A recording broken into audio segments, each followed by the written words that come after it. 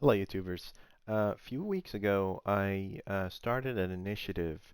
I asked all the software engineers in my network and the engineers in their network and their friends of friends to get together and build an open source schooling system to help schools, to help streamline the schooling systems in the US and around the world. And at the same time, I had one condition for any school to be able to use that system, which is that the costs that these schools dedicate for the software development and the hosting and the maintenance of the software in general should be redirected to the financially disadvantaged poor kids and poor students and their poor families to help them get up ahead in life and maybe pay some of their needs. Surprisingly enough, over 25 engineers at the first week asked me to join the project, and then the second week, that number went up to 40 engineers willing to participate in the open source project. And today, I'm putting down the foundation of the API that is going to be hosting all of this development process in addition to some guidelines to where we need to start and what we need to start working with. Like I said before, the project is basically built on top of ASP.NET Core 3.1. It's going to be hosted in Azure. It's basically using C# as a main programming language along with OData, ML.NET, XUnit for unit testing, maybe some libraries like Bogus library for generating random values and fluent assertions and many other technologies that we're going to be using to get this project completed. But more importantly, I'm using this also as an opportunity to help a lot of engineers around the world take a peek about what guidelines, what standardization does industrial software require, how to build, how to be a part of a bigger project with very strict guidelines, very strict standardization, and very vigorous process of trying to change the world one line of code at a time. Um, the goal here mainly is that I'm trying to show every engineer in the world, how powerful their skill sets are, that it can actually directly help those in need, just simply by participating in a project, making it open source, making it available for the world to use, whatever they are.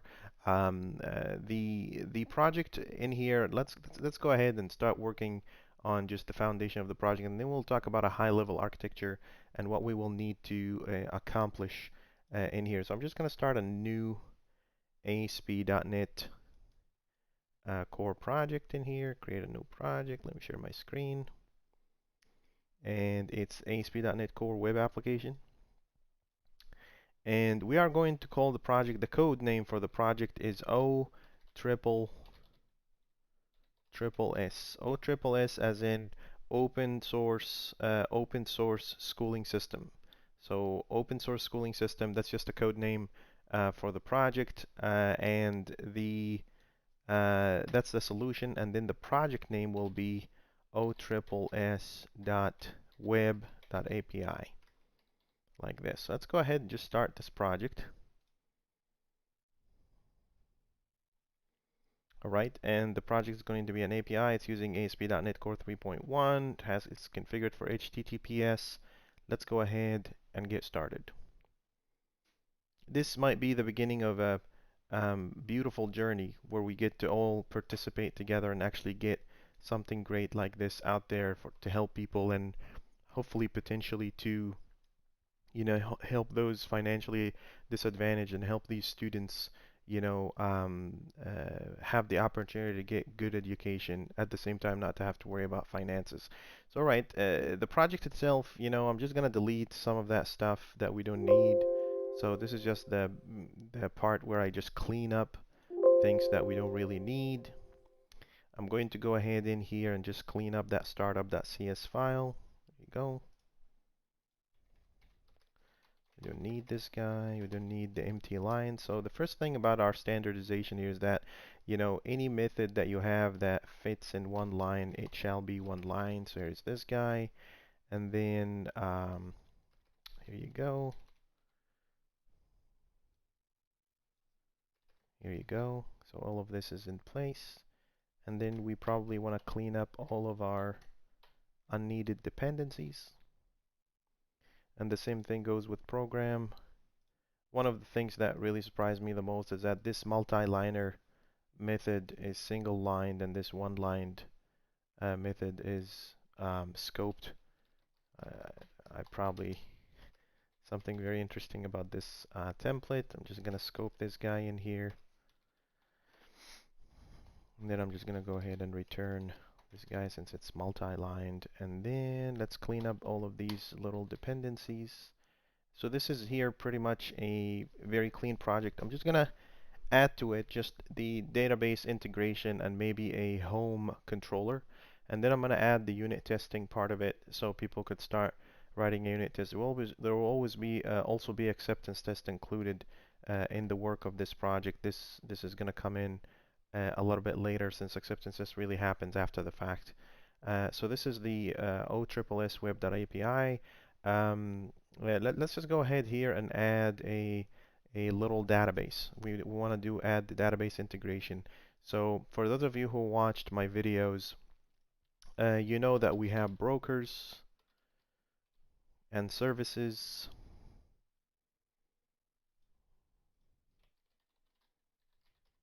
and controllers in addition to the models. We already have controllers, so let's just add models. So I have brokers, controllers, models, and services. And then in addition to that, we just need to add the storage. So I'm just going to create a new folder in here. I'm going to call it storage. And in storage, we're going to add an interface. There's going to be a lot of work since we're using SQL Server to communicate and save our database records in here and all our records. So we have in here iStorage Broker. All of these things are going to be heavily dependent on dependency injection. So we need interfaces for everything, for brokers, for services. Everything needs to have an interface. So this is my iStorage Broker. And then in my storage broker in here,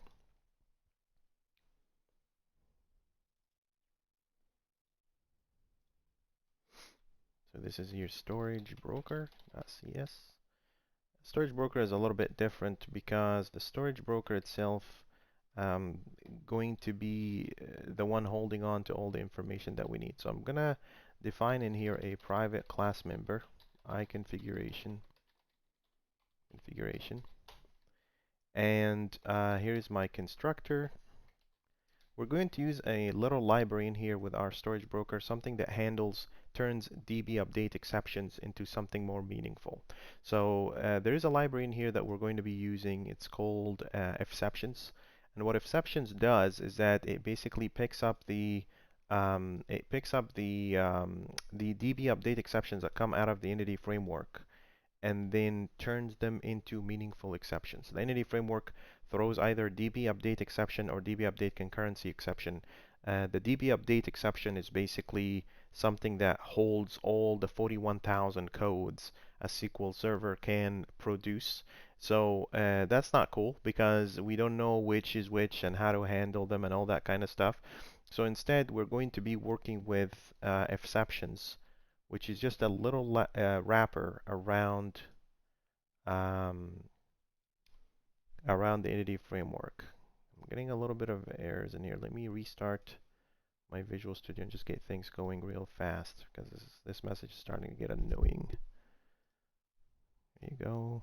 All right, exceptions installed. Let me just save this project real quick and restart Visual Studio in admin mode. There we go. Go OtripleS. Here's my project. And here's my storage broker. So in my storage broker, instead of inheriting the DB update exception, we're inheriting exceptions context. Exceptions dot exceptions context, and then I need to move in this reference up here using exceptions. So now I have the exception context in addition to iStorage Broker, like this. right? So I have my iStorage broker, I have my exceptions. I need to pass in my configuration as a dependency. And in here, there's a couple of things that needs to be accomplished. The first thing is that my configurations need to be set. And the second thing I want to do here is basically say this dot database dot migrate. Obviously, I don't have the migrate option here because I didn't install the entity framework SQL piece. So let's just go ahead in here and install that real quick. So here is my manage NuGet packages. And here's the entity framework SQL server.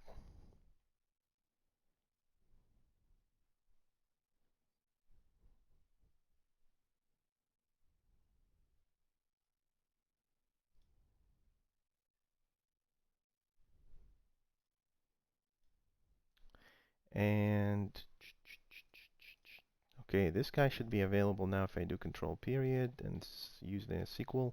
So now I have the SQL Server migrate functionality. What this functionality is basically doing is that it's every time I have a change, let's say I generated my migration files and I'm deploying to a server outside of my local machine, it doesn't really make sense to go and say update database. It's better to have that migration, kick automatically and just, provision the entire database for me and then build the tables for me out of the migration files that we're building in. So that's that. So we have iConfiguration, then configuration.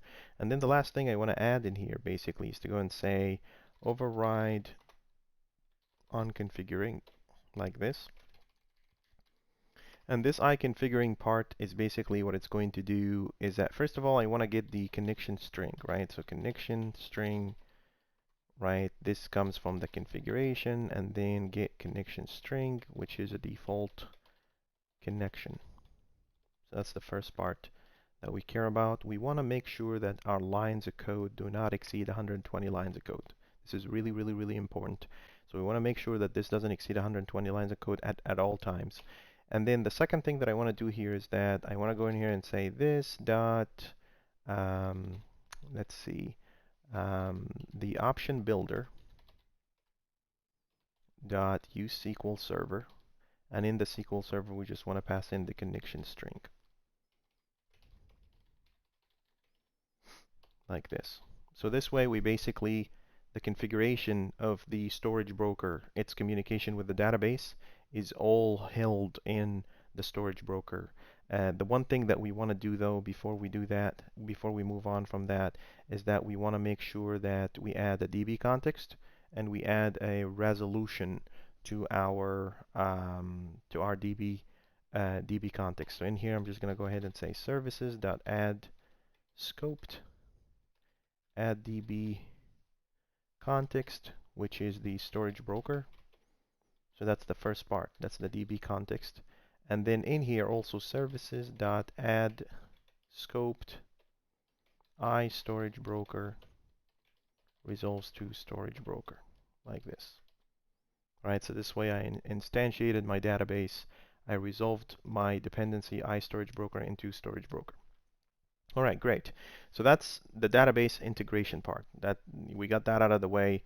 This is all good. There's other brokers that we really need in every project, one of which the logging broker. So we want to go in here and say loggings, and then we want to go and say I want an interface for ilogging broker.cs like this. And on top of that, I also want logging broker.cs. Logging broker.cs. And the logging broker basically is, let me move that guy up here. The logging broker CS basically is nothing but a way to wrap the existing built-in Microsoft iLogger into a broker just in case we decided to use a completely different technology. This is the whole point of using these storage brokers. If you've watched my previous videos about the fundamentals of building ASP.NET Core applications, you'll understand that we use these brokers to handle any external functionality and make sure that these external functionalities and for external resources are containerized and basically isolated from the existing application, and your business logic is completely communicating with local resources. So, all right, so we have this guy login broker, which inherits from logging broker. Since I created this guy in here, this is probably brokers.loggings like this, so we don't need this guy anymore, right? And then my login broker is just supposed to have the basic things, the basic functionality. So when we're logging, there is multiple layers. We start from the lowest layers and then get into the deeper layers of logging. So for instance, I want a functionality that basically offers. So all of them are basically void. The first one is basically log information. So in here we just need a message. And we want a function that logs log trace. So we want a message, trace message. And then on top of that, we want log warning. And here is a message. Actually, even before the warning, there is public void log debug. And this guy takes a message. And then we want log error, right? And this guy takes two things. It takes a message. Let's have this guy. This guy will take an exception, and then we will break down the exception into a message and the actual inner exception later. So you have this guy, and then also you have log critical. And this critical exception, these critical exceptions are basically things that are across the board. When you're logging critical, there's basically something that's disastrous, catastrophic, right? Something catastrophic that you need to handle. So it's basically a wrapper. It's just an interface to handle all the logging things that you need. So let me clean that up real quick, and then let's jump on to the next thing. And here is implement interface. So all of these little methods are implemented. And then Visual Studio have this habit, like if you're implementing your interface, it'll just try to order them alphabetically. So there's log critical, that's the C in critical, and then the D in debug, and then the E in error. It's just something it does. Anyway, so I'm going to build a private class member in here that's iLogger. And this iLogger basically takes the login broker itself as a type. So there's our logger, right? And this logger itself is a dependency, something that we instantiate from startup.cs. So I'm just going to do a ctor in here real quick. And then I'm going to take iLogger as a dependency. And I'm just going to assign that to the this.logging logger equal logger. So just like anything else.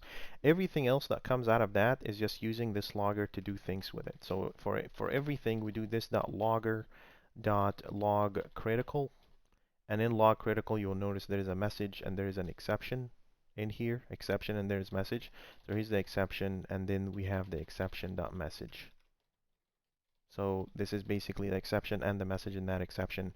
We already logged that in. And then let's do the same with debug. This.logger.log debug.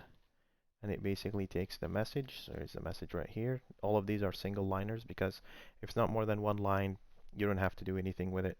It's just, you don't need to scope it. Just single line it. Use that beautiful, functional programming aspect, or some people call it the fat arrow, just to log a certain issue. So this is this.log error, and this guy takes the exception. There you go. And then we also have this.log logger.log information, and also takes the message. So this is done. And then there is also the this.logger log trace. So here's the message. And then the last thing is this.logger.log warning. And in the warning we have the message. This way we basically built our own wrapper around the logging functionality. At any point in time, anything that depends on your iLogging broker can be replaced. You could use whatever technology. And I know there's a lot of people out there that have tremendously awesome technologies that can actually, do a better logging than your typical out-of-the-box iLogger. So I'm just leaving it open like that. Just remember this very well. We're building these brokers just to abstract away technologies that we're planning one way or another to upgrade as we go forward. If you want your software to be timeless, this is the way to do it. Make all the dependencies and external resources pluggable and replaceable. Otherwise, your software is just going to be outdated so fast because technologies change all the time. So, all right, OtripleS Web API, this is the logging. Now in startup.cs, and this is another thing that we like to do.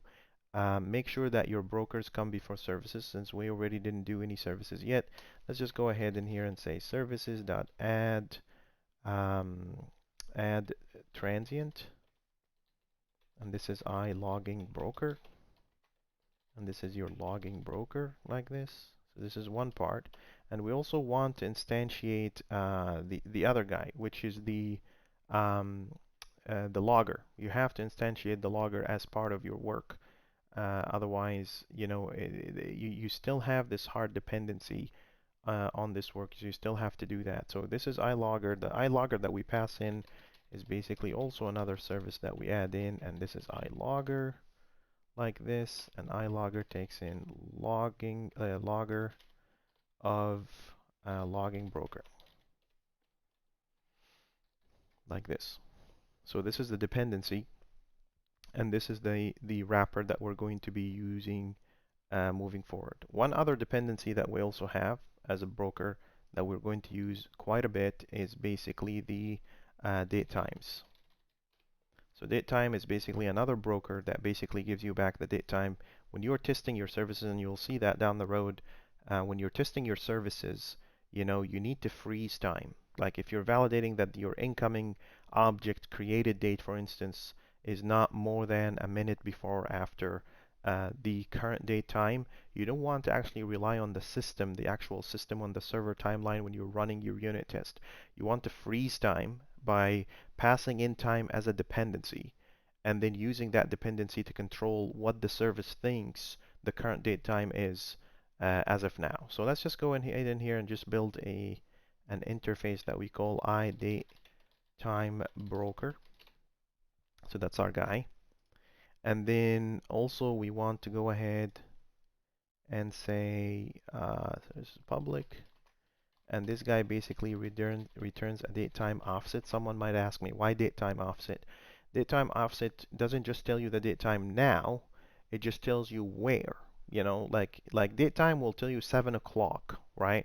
Date time offset will tell you 7 o'clock plus 7, meaning it's in, or plus 8, meaning it's in Pacific time, or Los Angeles time, or standard time, or whatever the time may be, central time, right?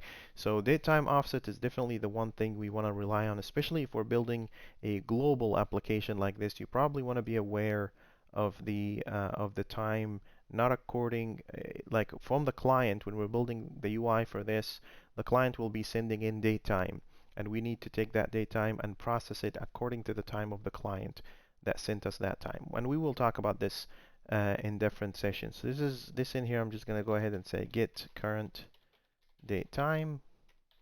So that's the interface. Here we go. Date time offset, and we need system in here. And then in the implementation in here, this is DateTime Broker.cs. In this DateTime Broker.cs basically implements an iDateTime Broker. iDateTime Broker, which basically implements this little method in here. And the method itself is doing nothing but saying DateTime offset.utc now. So that's going to be flattening the time that's coming back from the server. And we could just put it in here. It's UTC now, meaning that this is the current time according to the system. And when we're using this with our services, we'll be using this as a dependency. All right, this is all great. The last thing I want to put in here before I declare this as the foundation of OtripleS and hoping and wishing and praying that it's going to change the lives of a lot of people, both the people that are engaged in this to learn and those who are actually going to use it and benefit from the funds that it's going to provide for them. All right, so the last thing I want to add in here is just a dummy controller. So I like to add a home controller, and the home controller basically all it does is basically says that your service is active. And I have this habit of when I'm building a controller, so let's just add a controller with read-write actions, and let's call this a home controller. Here's our home controller, and our home controller here basically has let's just take away all of this except for the get. That's the one we care about. So this is home controller.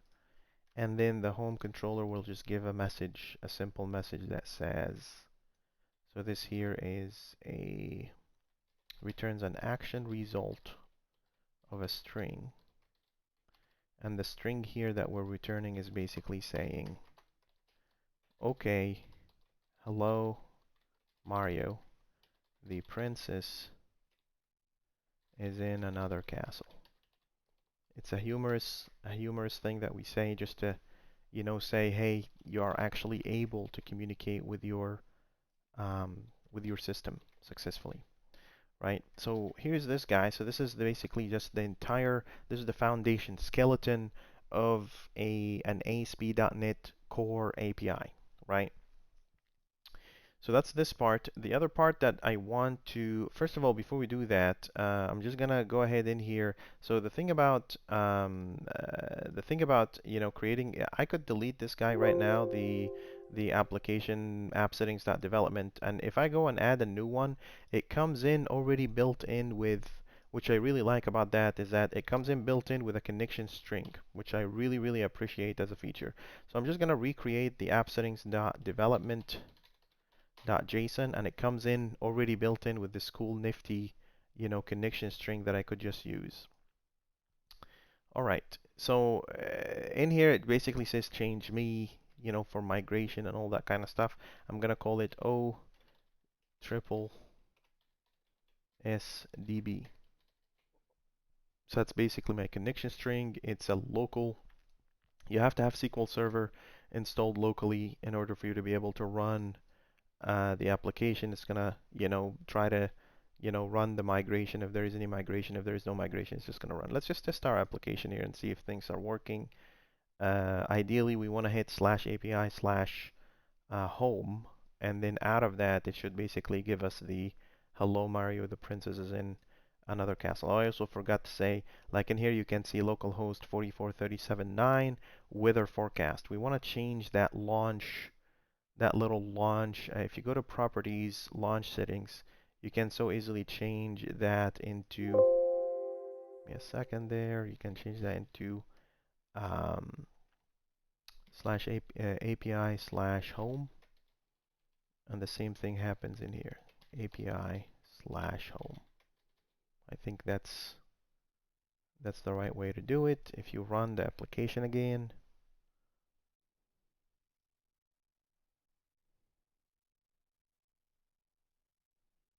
there you go.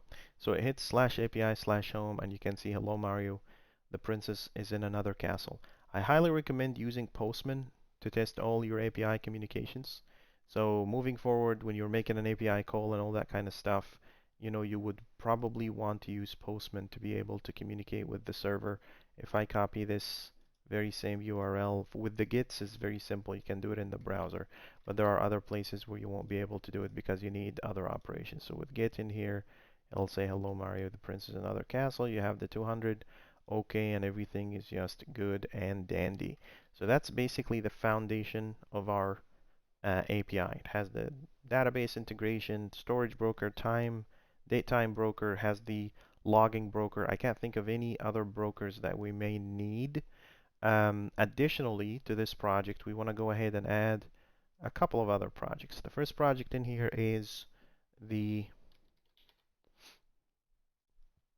unit tests for the project, and this guy is going to be empty until we start adding in tests for services.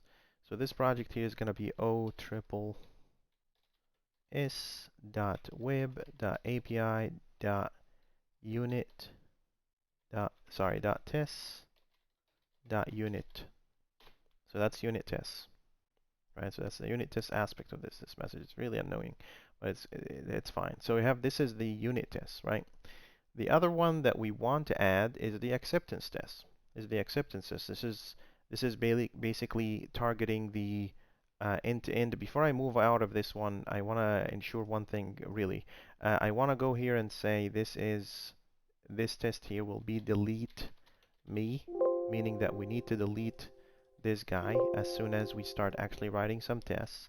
And then in here we say should be true. So this is, we leave this just simple truthy test to ensure that when we deploy our application, if we're starting the pipeline for the application, we want to make sure that the tests projects are discoverable and the application is discoverable and that these tests are running.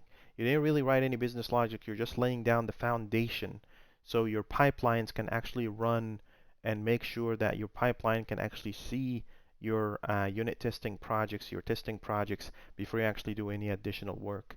And so you don't have to waste time when you're actually developing a feature to go and figure out why your pipeline is not picking up your unit tests. So in here, we're just going to say assert true, and the condition here is true. So this guy will always run as true. It'll always return true. It'll just say that I am able to discover the tests in your project. Your project is discoverable and everything is good and dandy. All right? So that's this part. Now, the other part in here that we want to add is the acceptance test. Acceptance test. So let's just go ahead in here and create another project. It's also XUnit project. So here's XUnit. Here's the next project. And this XUnit project is exactly the same naming convention, OtripleS.web.api.tests.acceptance.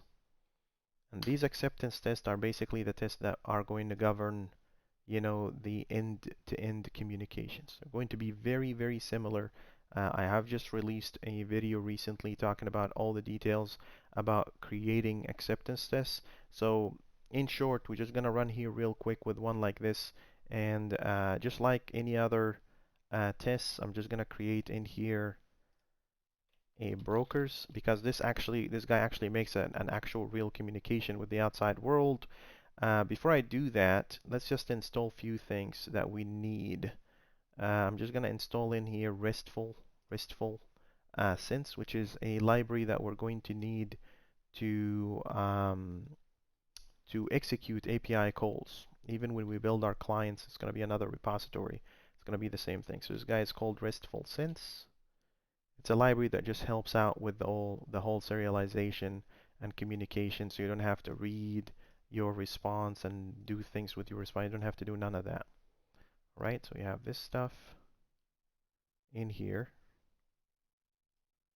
And then with RESTful Sense, we want to create also another a little file in here. And this guy is going to be basically the API test collection. Right? If you need more details about this, please watch my recent video, end-to-end testing in ASP.NET Core applications. All right, so you have this guy, and then this is the API collections. And what are we gonna do with this API test collection? We're gonna come back to this guy in a second, because this is where the Estimizer API Broker is going to be. Let's just add the Estimizer API Broker first. Sorry, the OtripleS API Broker .cs. So this is our guy, and then out of this guy we basically want to let's just go ahead in here and basically instantiate this guy with few things. So this is Estimizer API Broker public Estimizer, and this guy basically requires few private class members. So in here the first thing is the web application factory, and this web application factory is a part of the MVC testing platform. Very, very powerful library. It helps you just run the entire application locally. And we're passing in here startup. And this startup.cs should come from the actual project that's under test. So I'm just going to go in here into the dependencies and add project references and reference the API project I'm trying to run. This basically runs a phantom version of your API in your acceptance test, right? So we have this guy, web application factory, like this, and we also want to have a private read-only HTTP client. This is the base client or HTTP client. And then the last thing in here, we want to instantiate our RESTful Sense API client factory. There you go, RESTful API client factory right here, right? And then let's just build our constructor. So our constructor here will be CTOR, OtripleS Broker, and then we have the web application factory equal just a new web application factory. That's a pretty straightforward one. And then in here you have the HTTP client, which is basically the web application factory.create client. And then the last thing that we want to do here is API factory client, which is a new RESTful Sense API factory client that takes the HTTP client as an input parameter. Right, so this is all the work that we want to do with instantiating the OtripleS API Broker. In the OtripleS API Broker, now if we go back to the API test collection, now this is when things get a little bit interesting, because this is where, you know, we want to add in that collection. So I'm going to go in here and say collection definition, and this guy basically takes the OtripleS API API test collection, which is this guy.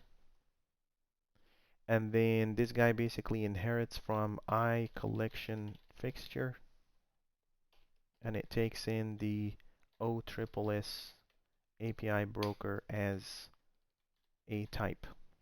So that way we basically instantiated that API test collection, which is what we're going to use to execute all our operations moving forward with the acceptance test. In both projects we want bogus, and both projects we want fluent assertions. So let's just go ahead and add these dependencies real quick. So in here we're gonna need a couple of other libraries as well, just for testing and stuff. Let me restart this project again. Something is really up with it. Give me a second. It's been showing this little error message for a while, so let's try this again. Start as an administrator. There we go. OtripleS solution.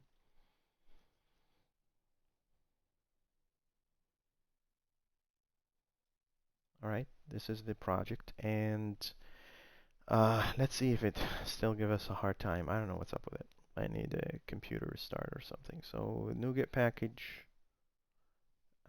In here, this is basically the unit tests. We basically want few things. Obviously, like these days, if you're getting the template, you're probably going to need an upgrade for most of your libraries. If you're using XUnit, you know, most of them have already released newer versions, and it might become useful to do that in here. So I already installed that in here.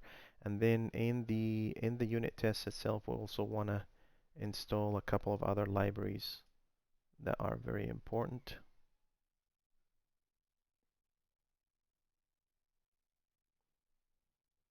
Like Fluent Assertions. It's a pretty good library to compare objects without having to worry about the references for these objects. So there you go.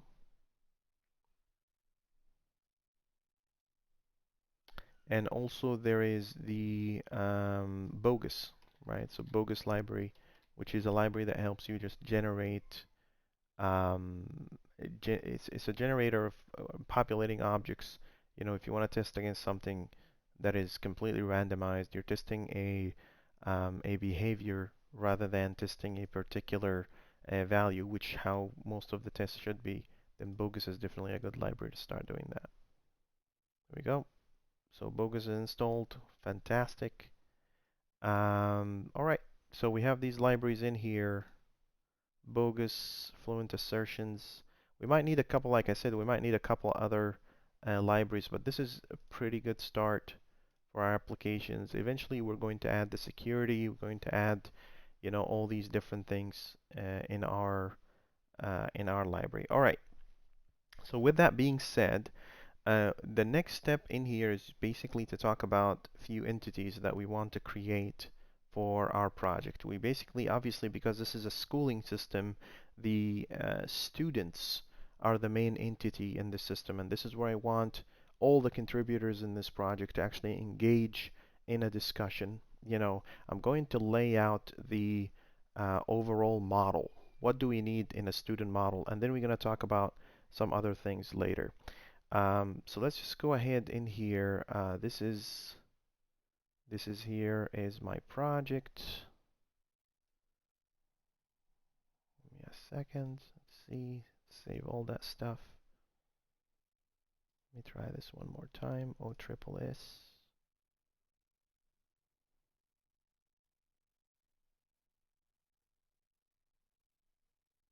Okay, here we go. And the project itself doesn't really have yet any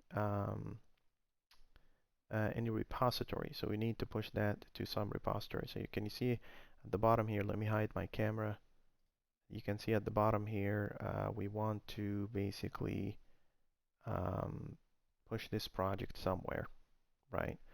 So we want to, let me restart this stuff. Okay, here we go.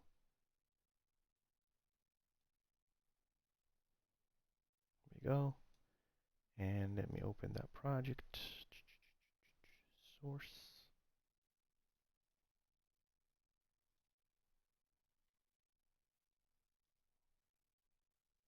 Repos, and then OtripleS.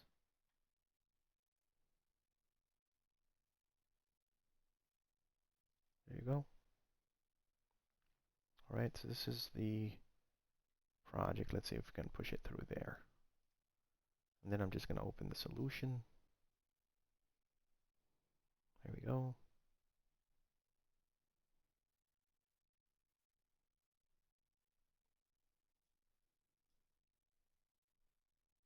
All right, and now I want to add this to source control, so I'm just going to add it to GitHub.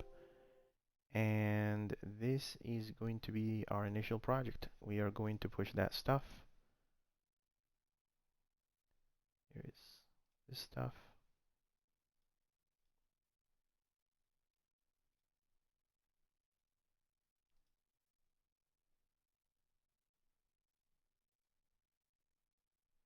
All right, so here's all our stuff, and then we want to push that stuff. Now it's asking me to basically push it to a repository. So this is OtripleS on the public GitHub. Schooling system for the world, right? And it's not a private repository. This is all my stuff, and then I'm just going to push that project out there. All right, so let's just verify that our stuff is in place before we go any further. Let me just open my GitHub.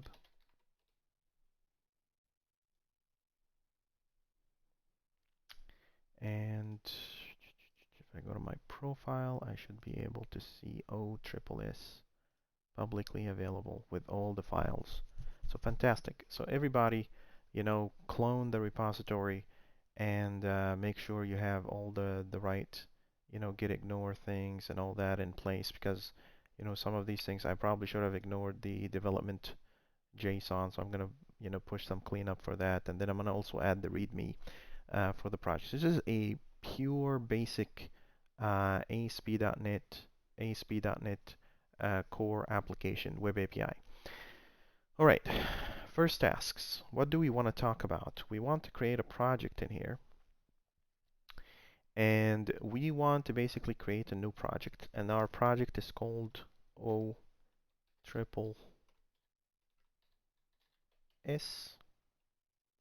and it looks like they have a whole bunch of I think basic Kanban is alright. Um, and then let's just create a project. Here we go. And we're going to start adding some tasks in here. And the first task I really care about is, let's just take out all of that stuff that we don't really care about. It's just automations and notes and whatnot. The first thing we want to think about is conceptualizing student model. So that's the first thing that we want to think about. What would that student model supposed to look like? So I'm going to add a few things in here, and then we're going to talk a little bit about, you know, what I think a student model is supposed to look like. We're going to be assigning tasks to people. We're going to be talking about, you know, what these tasks mean and, you know, who's responsible for these tasks. You know, the people who can pick up a task. You know, we know for a fact that there's a bunch of entities that we want to care about. It's either something that needs to be done, something in progress, or something that is done. Um, and I'm gonna add in here maybe, you know, another column here that says deployed, you know, just to manage that stuff. So, or maybe not. We don't really care about that for now. You know, we'll see what the team thinks and talk about that later. So conceptualizing a student model, and then in here we have conceptualizing.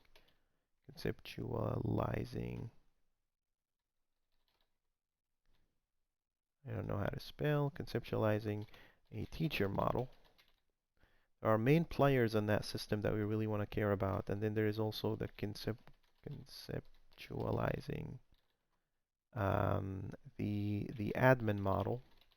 These are particular players in the system that we want to conceptualize and understand, right? And then there's also the conceptualizing guardian model. So that's the parent or someone who takes care of the student, someone to contact about the student. Each and every one of these entities will have its own services and have its own APIs, and eventually we're going to link all that up with the UI, and it's going to be really great. So student, teacher, admin, and guardian. I can't really think of any other models. You know, a teacher could be a temporary teacher or not. You know, it doesn't matter. We have the students, we have guardians, admin, and all that. So anyway, the first thing that we really want to care about is this guy, the student model. We want to understand, you know, what a student model is supposed to look like. So here's some notes. Here is notes to start. A student model technically will have an ID. That's a GUID. It would have a first name. That's a string. It would have a middle name. That's a string, and would have last name. That's a string. Around the world, this is a very controversial thing because when you're creating a student, some people have first names but don't have last names. Some people have last names, they have first names. Some people have full names, really long names like mine, right? How do you decide which is first, which is middle, and which is last? So we want to think about what's really required and what's not. What's required and what's not. And obviously there's the auditing dates. There's created date, created by, updated date, updated. These are, we call them audit fields, which is our fields that we basically look at. So this is created date like a date time offset. And we have created by, which is a GUID that needs to reference another profile, right? So it has to reference a profile, a person's, another account, right? It could be an admin, very likely to be the admin, but someone that has to be an admin in the admin area. And this is where your data structure is actually automatically building that for you. We'll talk about that also later. But then there's updated date, which is date time offset. And then there is updated by, which is a GUID. So we have all of these fields. Maybe date of birth,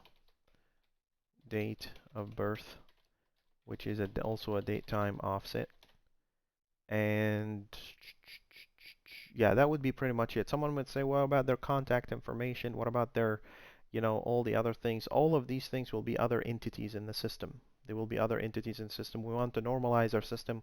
We want to make sure our system is in a good shape, right? So anyway, the assignment for this week is basically for everyone involved in this project. Number one thing, so I'm going to save the note in here.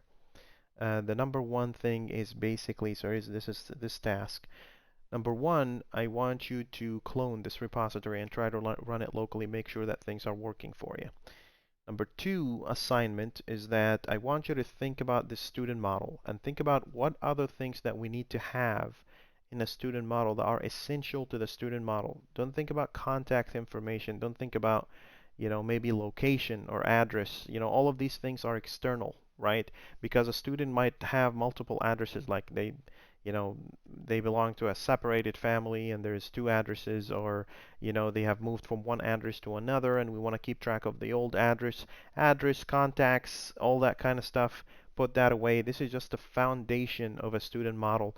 If you can think of anything else that's foundational to the student model, definitely bring it up in a discussion. We want to be able to start discussing the feature work that we're trying to work on and see how far we can go. The discussion is supposed to be happening to, we want to start doing discussions in, so this is issues, labels. I'm going to create the first, I'm going to say discuss student model, right? We need to conceptualize what a foundational student model properties are supposed to have. Currently, I am thinking of the following. I'm just gonna paste that information here, and I want the minds of the people on this project, the people who are very interested into working in this project, to tell me what they think is a um, good properties to add in a student model other than these properties we talk about. As soon as we determine that, we're going to start building services that handle all the CRUD operations for students, right? And I really highly recommend that people try to work together, and if the task is already marked under a particular individual, then they may as well, work on the task. Let's submit a new issue. So this is to discuss the student model, and I expect people to go into this issue and start discussing what what that student model is supposed to look like and how is it supposed to work. This is this week's assignment.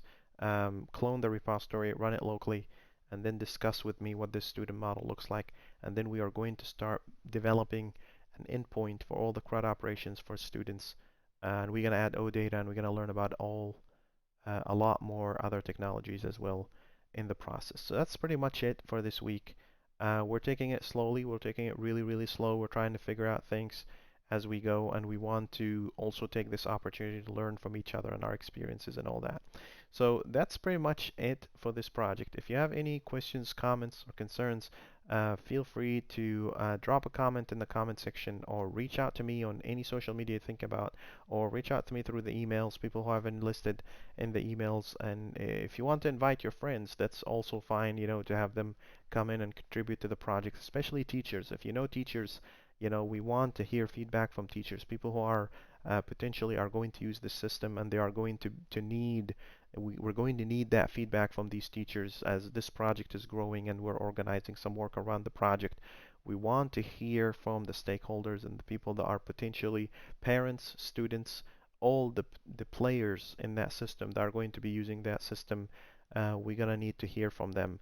I'm gonna also put the link to the project in the description, so you guys would be aware of the where to go. And I'm also going to send that in an email communication for everybody that wants to be a part of this project.